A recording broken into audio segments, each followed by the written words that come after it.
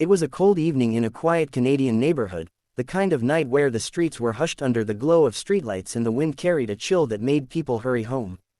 Daniel, a single dad, was just finishing the nightly routine with his 7-year-old daughter, Lily. He had tucked her into bed with her favorite stuffed bear, kissed her forehead, and promised her pancakes for breakfast. Life had not been easy since his wife passed away 2 years earlier, but Daniel carried on for Lily. His days were heavy, filled with work and fatherhood, but he found strength in the little moments of love between him and his daughter.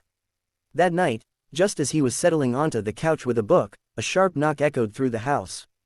It wasn't gentle, it was desperate. Startled, Daniel set his book aside and went to the door. When he opened it, a young woman stumbled forward, collapsing into his chest. Her voice was barely more than a whisper, trembling with fear, "Help me." Daniel held her steady, his instincts kicking in. She was shivering, her clothes damp from the cold, her eyes wide with terror. She looked as if she had run for miles, escaping something she couldn't put into words. He could feel her heart racing against his chest. For a moment, he hesitated. He was just an ordinary man, a single father trying to hold his small world together.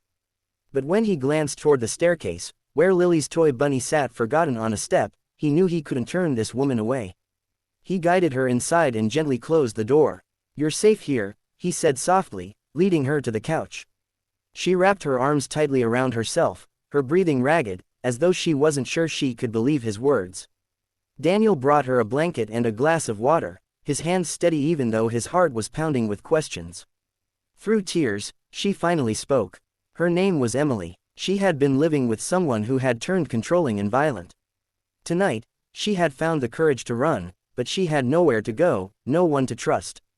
Daniel listened quietly, his chest aching as she described the fear of feeling trapped, the humiliation of hiding bruises behind long sleeves, the isolation that kept her silent for so long. He didn't interrupt, he didn't offer empty words. He just listened, and for Emily, that was the first kindness she had been shown in months. When she finished, Daniel simply said, "You're not alone anymore." The hours that followed were filled with cautious conversations and quiet silences. Lily, hearing voices, peeked down the stairs in her pajamas. Emily quickly wiped her tears, but Lily walked over and handed her the stuffed bear.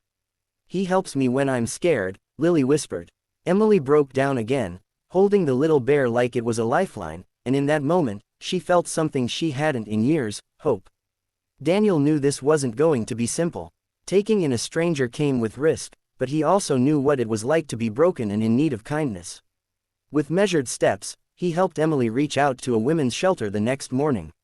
He drove her there himself, reassuring her every step of the way. It wasn't about fixing everything for her, it was about giving her the strength to start again.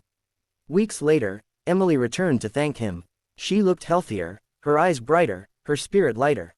She wasn't the same terrified woman who had collapsed at his door.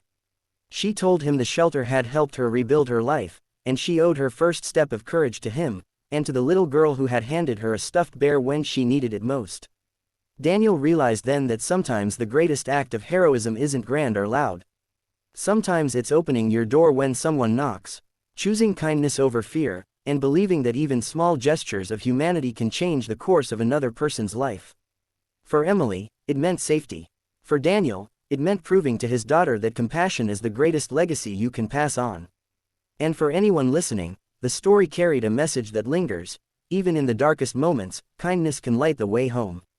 Would you like me to make this story a bit longer and more detailed, so it perfectly fits a 4-minute YouTube voiceover pacing, or should I keep it exactly as it is for direct narration?